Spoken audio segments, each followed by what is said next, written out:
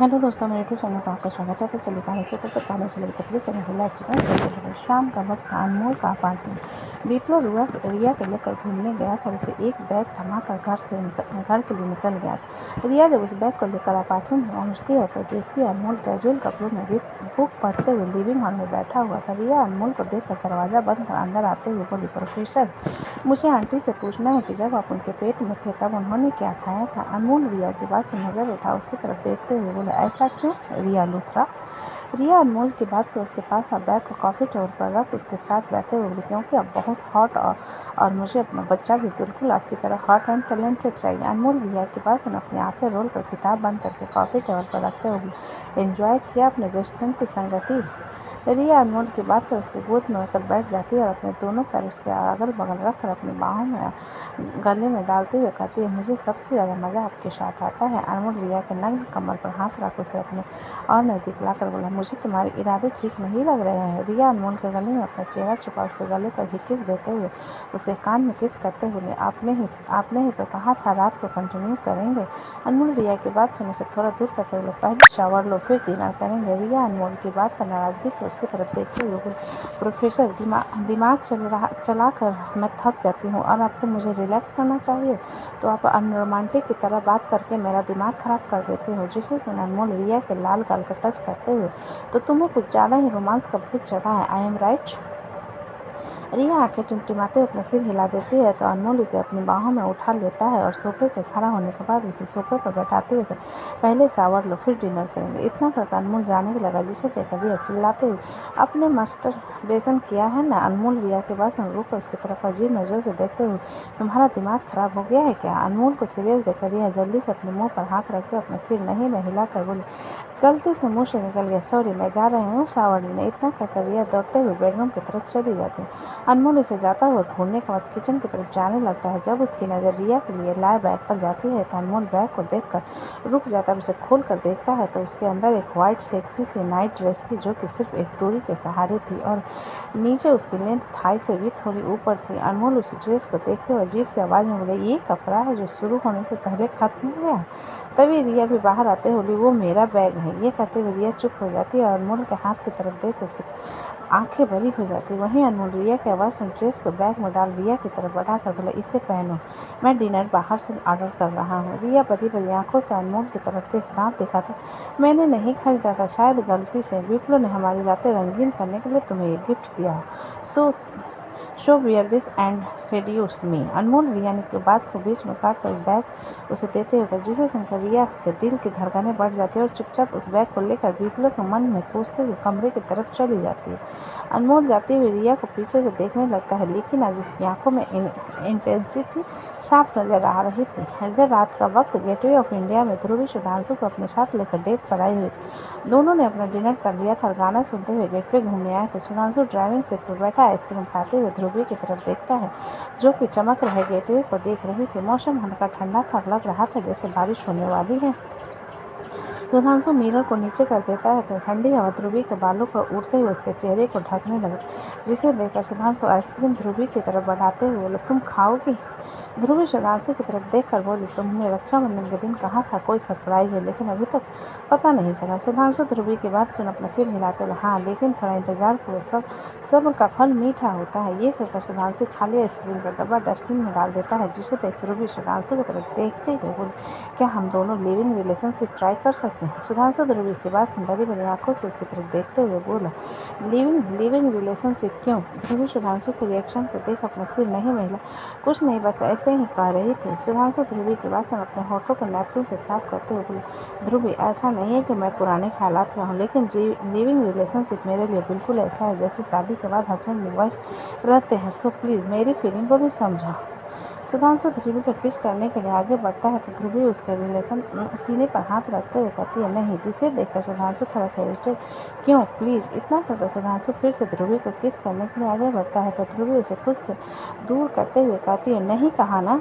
सुधांशु ध्रुवी की बात में मुँह फेर कर बैठते हुए बोला, मैं नहीं बात करूँगा। ध्रुवी बच्चों की तरह सुधांशु के रूठ जाने को देखकर मुस्कुरा देती है तो सुधांशु सिर घुमाकर उसकी तरफ देखता है। ध्रुवी को मुस्कुराता हुआ पाकर कर उसका किस करने के लिए फिर से आगे बढ़ता है तो ध्रुवी उसे खुद से दूर कर देती है, जिसे देखकर सुधांशु जबरदस्ती ध्रुवी के बालों में हाथ डालकर उसे किस करने लगी। ध्रुवी सुधांशु के अचानक की हरकत पर हल्का मुस्कुरा देती है और उसका साथ देने लगती है। सुधांशु उसके होठों पर 2 मिनट किस करने के बाद उसे गले लगाते हुए, मुझे परेशान मत किया करो, जिसे सुनकर ध्रुवी सुधांशु के पीठ को सलाते हुए सीधे I am proud of you. Dhruvi की बात सुनकर सुधांशु उससे अलग होते हुए उसकी तरफ देख कर बोला, क्यों? ध्रुवी सुधांशु के चेहरे को देखकर उसके गाल पर हल्का सा खींच कर, क्योंकि तुम एक मेहनती लड़के हो जो कि जल्दी से गिव अप नहीं करता और मुझे ऐसे लोग बहुत पसंद है। सुधांशु ध्रुवी की बात सुनकर मुस्कुरा देता और ठीक से अपनी सीट पर बैठते हुए ध्रुवी से कहता, विल रात हो चुकी है तो मुझे लगता है कि हमें चलना चाहिए। ध्रुवी सुधांशु की बात सुन अपने सिर हिला देती है तो सुधांशु उसे लेकर सारंग मेंशन के लिए निकल जाता है। सारंग विला मृत्युंजय ने ऑफिस में हुए हंगामे के बारे में घर में किसी को नहीं बताया था और ना ही अमृत सभी ने किसी को बताया था, इसलिए सभी लोग शांत डिनर हो चुका था और सभी अपने कमरे में जा चुके थे। महक बैग के हाथ पैर की मालिश कर रही थी और मृत्युंजय अपने लैपटॉप में घुसा था। जब महक बैग की मालिश करने के बाद अपने हाथ धोने के लिए वॉशरूम में जाती है तो बैग रेंगते हुए मृत्युंजय के पास जाकर उसके पैर को पकड़ लेता है। मृत्युंजय बैग के पैर को पकड़ने पर लैपटॉप से नजरें हटा उसकी तरफ देखते हुए, क्या हुआ अभी? बैग मृत्युंजय की तरफ अपने दोनों हाथ बढ़ाते, डैडा। मृत्युंजय बैग के इशारे पर उसे अपनी गोद में उठा लेता और फिर से लैपटॉप के कीबोर्ड में उंगली चलाने लगता है, जिसे देखकर अभ्यक मृत्युंजय के पेट पर मुक्का मारता है। अचानक अभ्यक के मारने पर मृत्युंजय हैरान हो अपने पेट को पकड़ते हुए, अभी क्या कर रहे हो? क्यों मार रहे हो मुझे? अभ्यक मृत्युंजय की बात पर मुंह फुलाते उसके गोद से उतरने लगता है तो अचानक फिसल जाए और नीचे गिरने लगता है, जिसे देख मृत्युंजय जल्दी से उसे पकड़ लेता है, जिससे अभ्यक नीचे नहीं गिरता। मृत्युंजय अभ्यक को ठीक से पकड़ अपनी गोद में बैठाते हुए गुस्से से बोला, अभी गिर जाते ना तो दांत टूट जाता तुम्हारा, चुपचाप बैठना नहीं होता तुम्हें। महक वॉशरूम से बाहर आते हुए, क्या हुआ? आप क्यों चिल्ला रहे हो? उस पर मृत्युंजय महक की आवाज़ से उसकी तरफ देखकर, इसे पकड़ो यार, हर पल मस्ती करता रहता है, चुपचाप बैठा रहा हूँ तो गोदी में तो बैठना नहीं, अभी गिर रहा था। जिससे से महक मृत्युंजय के पास अभ्यक को उसे गोद से लेते अभ्यक को चुप करते हुए मृत्युंजय से बोले, आपका मूड कुछ अच्छा नहीं लग रहा है, कोई बात है क्या? मैंने नोटिस किया डाइनिंग टेबल पर अमृत भैया और विकल्प शोभित भैया भी चुप थे। मृत्युंजय महक के बाद से उसकी तरफ देखते हुए बोले, कुछ नहीं हुआ महक, सब कुछ बिल्कुल ठीक है, रात काफ़ी हो गई, मुझे और काम है, तुम जाकर सो जाओ। मृत्युंजय की बात पर महक अपना सिर हिलाते हुए व्यक्ति को लेकर बिस्तर में चले जाते हैं और उसे फिट करवाते हुए सुलाने लगती है। कुछ देर में अभ्यक महक के गाल को थपथपाते हुए सो जाता है तो महक उसे ठीक से सुलाने के बाद मृत्युंजय के पास आती है। मृत्युंजय महक की मौजूदगी को महसूस कर सिर उठाकर उसकी तरफ देखते हुए बोला, क्या हुआ? तुम सोए क्यों नहीं? जिसे सुनकर महक मृत्युंजय के बगल में बैठ उसके बाजू में अपने दोनों हाथ लपेटे अपने सिर उसके कंधे पर रखते हुए, आप मुझे बताओ, चाहे ना बताओ, लेकिन मुझे पता है कुछ तो हुआ है। मृत्युंजय उस महक के बात सुन एक नज़र उसकी तरफ देखने के बाद लैपटॉप में फिर से काम करते हुए, ज़्यादा चेहरा पढ़ना अच्छी बात नहीं होती महक, मैं आपका चेहरा नहीं पढ़ रही हूँ मृत्युंजय, आपकी आदत मुझे बहुत अच्छे से पता है, काम और परिवार दोनों आपके लिए अलग चीज़ है, लेकिन आज आप दोनों के साथ मिला रहे हैं, बस इसलिए मुझे थोड़ी फिक्र हो रही थी। महक ने जवाब दिया, जिसे सुनकर मृत्युंजय एक हाथ से महक के सिर को थपथपा कर बोला, कभी कभी लगता है कि ये छोटी सी लड़की मुझसे ज़्यादा समझदार है। मृत्युंजय की बात पर महक मृत्युंजय से दूर हो उसकी तरफ देखकर बोले, आपके कहने का मतलब क्या है कि छोटी सी लड़की, इस छोटी सी लड़की ने एक बागर बिल्ले को इंसान बना दिया? महक की बात सुनकर मृत्युंजय से बोलते, मुझे इस नाम से मत बुलाया करो, मुझे अच्छा नहीं लगता। महक मृत्युंजय की बात अपने सिर हिलाते हुए, लेकिन आप तो बागर बिल्ले हो ना, मेरे प्यारे नीली आंखों वाले बिलौटे। मृत्युंजय अपने लैपटॉप को बंद कर महक के कमर पर हाथ रख उसे अपने नज़दीक महक, मुझे इस तरीके से देखना बंद करो। मृत्युंजय के बाद में महक उसके चेहरे पर हाथ रखकर हल्का सा आगे बढ़ाकर उसके होठों को अपने होठों से छू लेती है तो मृत्युंजय उसके होठों पर किस करने लगता है। मृत्युंजय के किस करने पर महक के हाथ उसके बालों में चले जाते हैं और वो भी उसका साथ देने लगे। मृत्युंजय महक को करीब 5 मिनट किस करने के बाद उसके होठों को छोड़ उसके गाल को लिक करते हुए उसके कान पर किस करने लगे, जिसे महसूस करते हुए महक की आंखें बंद हो जाती है और उसे सिसकने लगती है। मृत्युंजय महक की सिसकी को सुनकर उससे अलग हो जाता है तो महक अपनी आंखें पर मृत्युंजय की तरफ देखती है, जिसके साथ ही मृत्युंजय महक को अपनी गोद में उठा लेता है और उसे लेकर क्लोजेट रूम की तरफ अपने कदम बढ़ा देता है। महक मृत्युंजय की हरकत को देखते जल्दी से, मृत्युंजय आप महक आई नीड यू। मृत्युंजय ने महक की बात को बीच में काट कर, जिसे सुनकर महक मृत्युंजय के चेहरे को देखने लगती, जिसे महसूस कर मृत्युंजय महक को लाकर सोफे पर बैठा देता और जाकर क्लोजेट रूम का दरवाज़ा अंदर से बंद कर देता। फिर बड़े से क्लोजेट के डोर को सरकाते हुए उसमें से एक गद्दा निकाल कर वहीं पर बिछा देता। महक मृत्युंजय और उसके काम को देखते हुए, आप करना क्या चाहती हो? काफ़ी दिन बाद माहौल बना रहा ना, इसलिए बस माहौल को रोमांटिक कर रहा हूँ, तुम बस बैठ कर देखती रहो। मृत्युंजय ने महक की बात का जवाब दिया, जिसे सुनकर महक सोफे से उठते हुए बोली, मैं भी हेल्प करती हूँ। मृत्युंजय महक की हेल्प वाली बात सुन उसे दराज की तरफ इशारा करते हुए, हेल्प करनी है ना, तो उसके अंदर मोमबत्ती और कंडोम के पैकेट उसे लेकर आओ। मृत्युंजय के स्ट्रेट फॉरवर्ड बात को सुनकर महक की गाल लाल हो जाती है और वो एक इंच भी नहीं हिलती, जिसे देखकर मृत्युंजय आईब्रो चढ़ाते हुए कहता, महक अवस्थी, तुम मेरी हेल्प करना चाहते थे ना, show go and get the stuff you said. यह सुनकर महक अपना सिर नहीं में हिलाते हुए बोली, मैं गद्दा बिछाने में हेल्प कर देती हूँ और बाकी आप खुद कर लो, मैं नहीं जा रही नहीं। इतना कहकर महक बेडशीट को उस गद्दे में बिछाने लगती है, जिसे देखकर मृत्युंजय हल्का सी शरारत आंखों के लिए जाकर दराज से खूबसूरत कैंडल्स निकाल कर ले आता है और उसके हाथ में एक पैकेट भी था। मृत्युंजय कैंडल्स को आसपास सजाने के बाद क्लोजेट रूम की लाइट्स ऑफ कर देता है। तो वहाँ पर बिल्कुल अंधेरा हो जाता है। तब मृत्युंजय लाइटर ऑन कर धीरे धीरे सारी मोमबत्ती जलाने लगा। महक, जो कि अंधेरे के कारण थोड़ी घबरा कर आकर लगाए बिस्तर पर बैठ गई थी, एक बार फिर रोशनी देकर उसकी जान में जान आती। मृत्युंजय सारी कैंडल्स ऑन करने के बाद महक की तरफ देखता है तो उसके दिल की धड़कनें बढ़ जाती हैं, क्योंकि उस पीले रोशनी में महक का बदन शून्य की तरह चमक रहा था और उसके चेहरे पर वो शर्माई हुई हल्की सी हाया मृत्युंजय को महक को सताने में मजबूर कर रही थी। वहीं मृत्युंजय की इंटेंस नज़रों को खुद पर महसूस कर महक थोड़ी सी घबरा कर, इस तरीके से क्या देख रहे हो?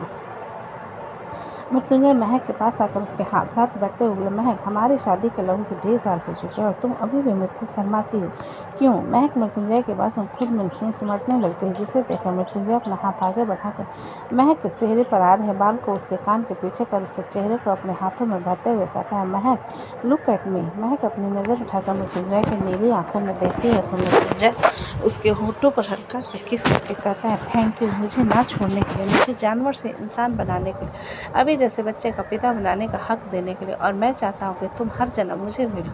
महक मृत्युंजय के बात को बीच में काट कर बोली, नहीं, हर जन्म में आपको नहीं चाहती, इस बार मिल गया ना, बहुत है। जिससे सुनकर मृत्युंजय नाराजगी से महक को देखते हुए, मैं इतना भी बुरा नहीं हूँ, सिर्फ गुड लुक्स से कुछ नहीं होता। मृत्युंजय, सारंग दिमाग भी होना चाहिए जो आपके पास नहीं है, इसलिए मुझे आप जैसे गुस्सैल और जिद्दी आदमी नहीं चाहिए। हर जन्म में महक ने मुँह फेरते हुए कहा। यह देखकर मृत्युंजय का चेहरा कठोर हो जाता है। महक तिरछी नज़र से मृत्युंजय की तरफ देखते उसे मृत्युंजय को परेशान करने में मज़ा आ रहा था। वहीं मृत्युंजय महक की बात को सोचे जा रहा था।